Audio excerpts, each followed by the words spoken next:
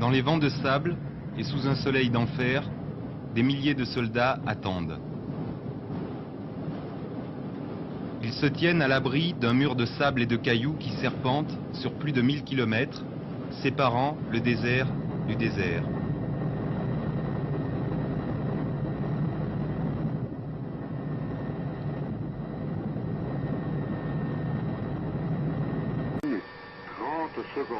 Un tapis roulant de plus de 100 km de long relie ce terminal au gisement de Boukra. Difficile à protéger, ces installations avaient souvent été la cible du Front Polisario au lendemain de la récupération du Sahara occidental par le Maroc. Aujourd'hui en état de marche, elles sont prêtes à évacuer le phosphate du gisement de Boukra. Un supplément de ressources non négligeable pour le Maroc qui pourrait s'en servir pour payer en partie des investissements pour le développement du Sahara utile, pour payer aussi les dépenses énormes provoquées par cette guerre du désert. 13h24. Une guerre qui pour l'instant tourne à l'avantage du Maroc grâce à ce mur de défense imaginé par le général Vlimi, un mur qui empêche toute action d'envergure du Front Polisario contre le Sahara utile.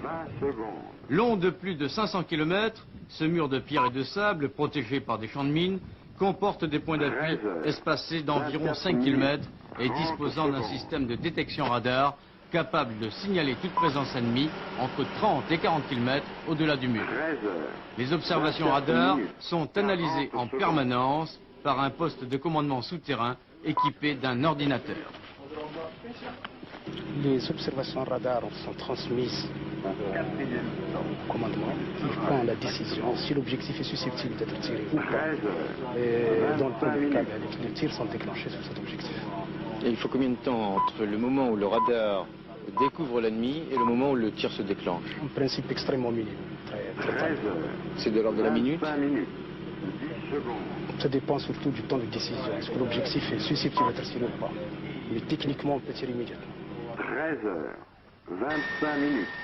Ce mur de défense s'est révélé être efficace contre les actions du Front Polisario. Le mur, sur plus de 400 km, il court des massifs de l'Ouargziz au sud d'El Ayoun, capitale du Sahara occidental. Un mur de sable et de pierre, haut de 2 mètres, large de 3. Vu d'hélicoptère, on dirait comme une grosse boursouflure jaunâtre dans le désert. Une ligne Maginot des sables, solidement ancrée à la montagne au nord et les pieds dans l'océan au sud, protégée par un réseau de barbelés et de mines. Tous les 15 km environ, il y a des points d'appui, des fortifications et des radars. D'une extrême sensibilité, ils détectent à coup sûr, à plus de 20 km, tout mouvement suspect, voiture, homme, animal, transmettent leurs renseignements à des ordinateurs qui règlent et commandent le tir d'une batterie de canons. Voici une de ces batteries qui comprend 6 canons de 155 mm, des M109 américains, juste devant Boukra, où se trouvent des mines de phosphate qui, depuis 1979, ne sont plus exploitées. Pour le Polisario, ce mur constitue en fait un obstacle, jusqu'à présent, tout à fait infranchissable. Depuis que le mur a été définitivement terminé, nous n'avons pas eu d'histoire à l'intérieur. Aucune infiltration à l'intérieur depuis là? Aucune infiltration. Dans la région de Boukra, les derniers accrochages datent de janvier de cette année. Mais ce n'était que quelques escarmouches, alors que la ligne de défense était à mi-chemin. Les travaux de la ligne de défense étaient à mi-chemin entre Boukra et Smara. Derrière le mur, il y a les 2/3 de l'armée marocaine qui surveillent et patrouillent. En tout, 70 000 hommes, une vingtaine d'unités mobiles d'intervention avec leurs jeeps, leurs canons autotractés, leurs engins blindés de reconnaissance, des AML. Dès que les radars ont repéré quelque chose, elles franchissent le mur et partent en chasse. En résumé, ce mur n'est rien d'autre qu'une sorte de ceinture pour protéger ce que les Marocains appellent le Sahara utile. Le reste est abandonné aux colonnes du Polisario, qui, profitant de la nuit ou des coups de sirocco, se risquent jusqu'au mur, terme de leur aventure.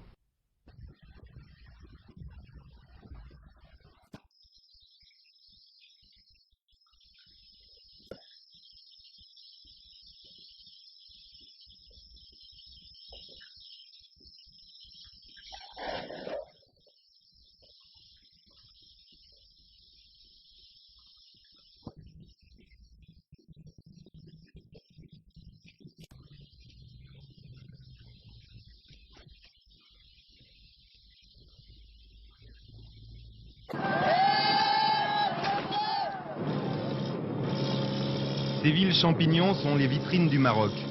Leur développement frénétique témoigne d'une politique de fait accompli. Le monde ici nie la guerre. C'est une guerre. ¿Qué clase de guerra? ¿Mental o armamentista?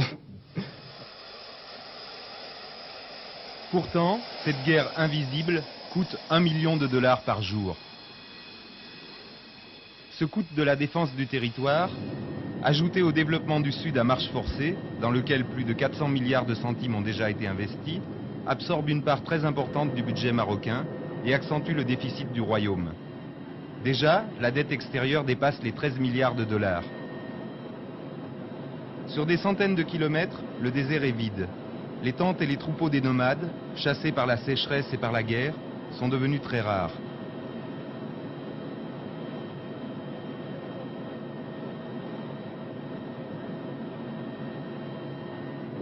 En route pour le mur, nous avons quitté la Aïoun en direction de Haouza, qui était jusqu'à la fin de l'année 1983 la capitale de la RASD. Les rues que vous voyez, ce sont celles du poste militaire que les Espagnols avaient à Haouza. Nous avons retrouvé ce que nous avions laissé en 1977. Depuis que l'armée est arrivée à Haouza, la population a suivi, et vous verrez de vos propres yeux la population, vous verrez même une vie naître à Haouza par la construction d'un petit marché, et on a commencé déjà à baptiser cette place comme la place du marché, et ce sont des autochtones qui se sont installés avec leurs familles, et nous comptons actuellement une quinzaine de familles.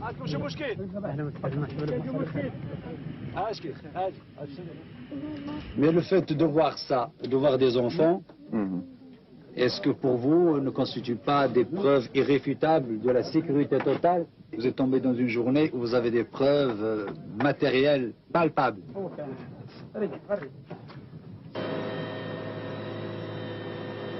Nous quittons Haouza, l'éphémère capitale de la RASD. Cet endroit désolé, jumelé cependant avec la ville du Mans, ne présentait apparemment aucun autre intérêt que d'être un point sur la carte, aussi proche que possible des parties vitales du territoire. Les Marocains l'ont réoccupé et inclus dans le périmètre du mur afin de liquider un symbole. Vu d'en haut, le mur apparaît comme une immense chenille de sable, un remblai de 3 ou 4 mètres de hauteur édifié au bulldozer. Les responsables militaires marocains insistent sur le fait qu'il s'agit d'un ouvrage mobile, pouvant être avancé à tout moment, comme cela a déjà été le cas à 3 reprises en direction des frontières algériennes et mauritaniennes. Plus de 3000 km ont été construits, dont 1220 sont actuellement en service opérationnel. Tous les 100 mètres, des postes d'observation, tous les 4 ou 5 km des points d'appui et des casemates enterrées bourrées de matériel de détection électronique et d'artillerie. À l'abri des murs campe une armée évaluée selon les sources entre 80 000 et 120 000 hommes, dont la plus grande partie est mobilisée à des tâches logistiques.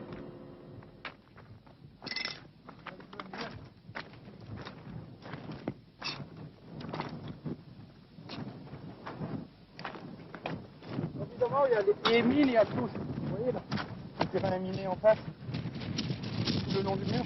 Absolument. Là, s'il vous plaît. S'il vous plaît.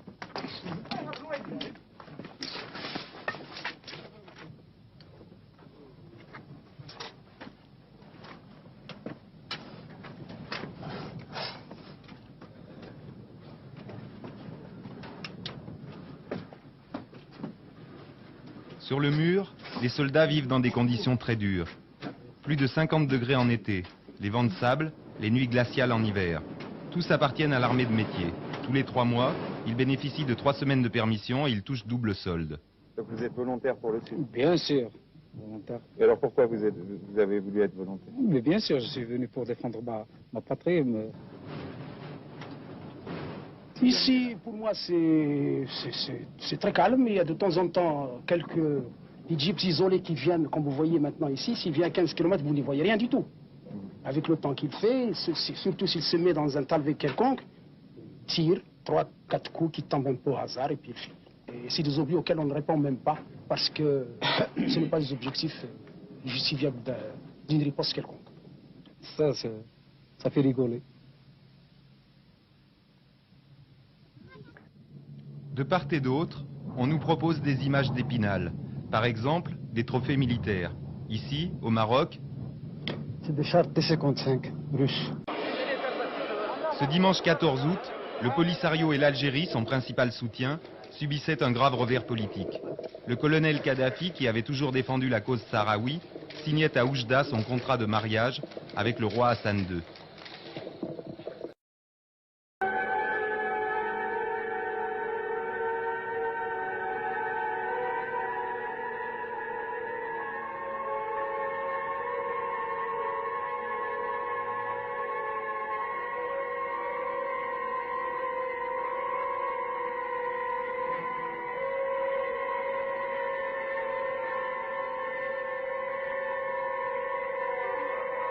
No nos dejaron acercarnos a Guelta, seguramente porque usaban armas que nunca permiten filmar, los misiles tierra-tierra y tierra-aire facilitados por Libia. Los aviones dan pasada a más de 2000 metros de altura.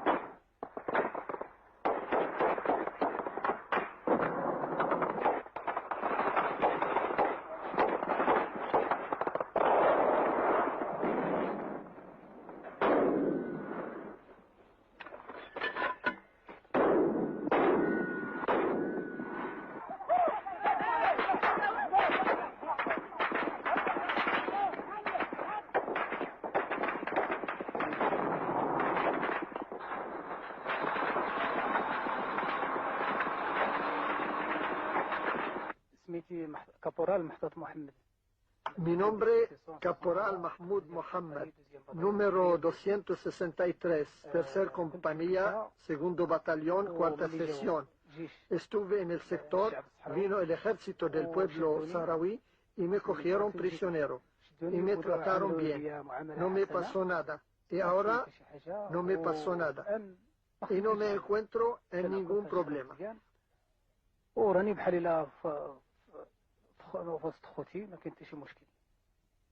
Ha habido muchos muertos en el ataque a Guelta. Muchos muertos, sí, muchos muertos.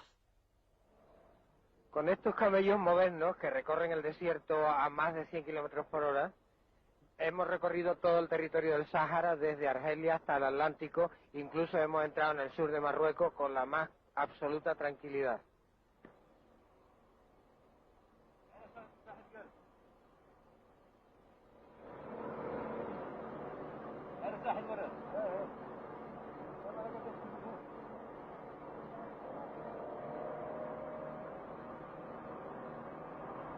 Dagla queda mucho más para allá. Sí, 150 kilómetros. De aquí una hora y media. Con la playa, se iría perfecto. ¿Hasta cuánto os acercáis de Dagla? ¿Hasta cuántos kilómetros? Nunca se ha limitado, se puede hasta 2, 3, 4, 5, 6 a veces. Depende.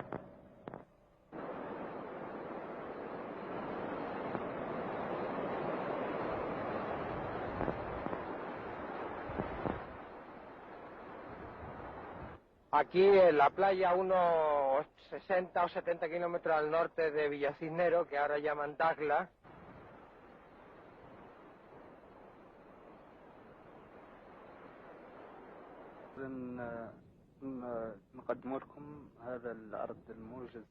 Todo el mundo nos pregunta quién nos da las armas, y todo el mundo piensa que nos las dan nuestros países amigos, pero yo les quiero mostrar aquí que la mayoría de nuestras armas nos las da Marruecos. Armas de todas clases, nuevas y en grandes cantidades.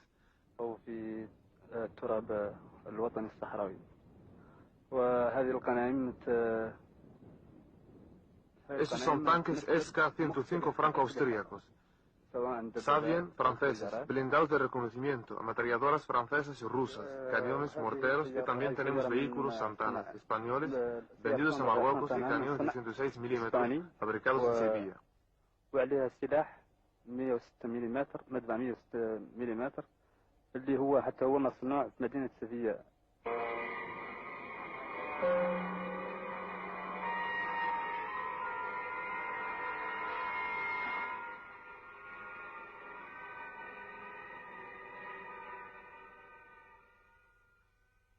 ¿Puede decir dónde fue capturado? Sí, yo fui capturado en Viranzarun el día 11 del 8 del 79.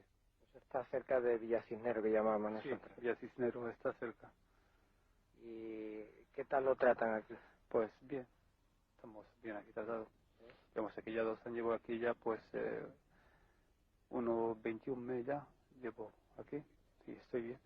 ¿Se puede poner en contacto con su familia? Pues sí, ya he mandado varias cartas a casa.